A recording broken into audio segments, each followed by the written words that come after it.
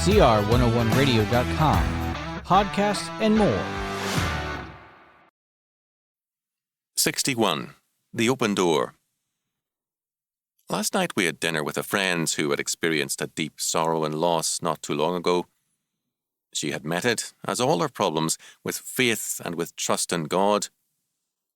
"I believe," she said, "that whenever God closes a door, He also opens another door for us. What we must do is to look for His open door." Virginia Corper is now finding that open door as, with her faith, she always will. We cannot tie the hands of God, nor can we order our destinies from Him. None can stay His hand nor govern His doings. We can, however, recognize the wisdom and the grace of His ways, and the perfection of His government. As St. Paul declares, quote, "We know that all things work together for good to them that love God, to them who are the called according to His purpose." End quote. Romans 8:28.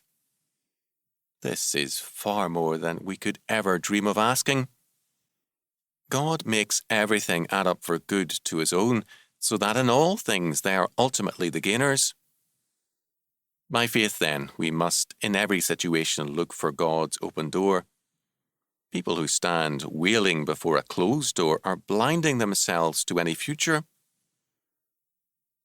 I was not surprised recently at the radical moral failure of a friend who has spent about 15 years living in the past, talking endlessly about a closed door.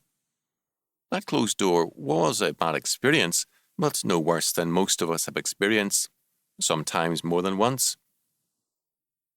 If we remain glued to that closed door, we cut ourselves off from life and growth.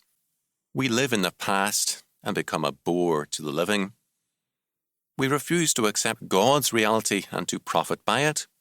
We are then the living dead, and inescapably we falter and fall by the wayside. We then forget that the door of God's grace and His prospering hand is always open to His peoples. Quote, "Behold, I have set before thee an open door, and no man can shut it." Revelation 3:8. Look for that open door.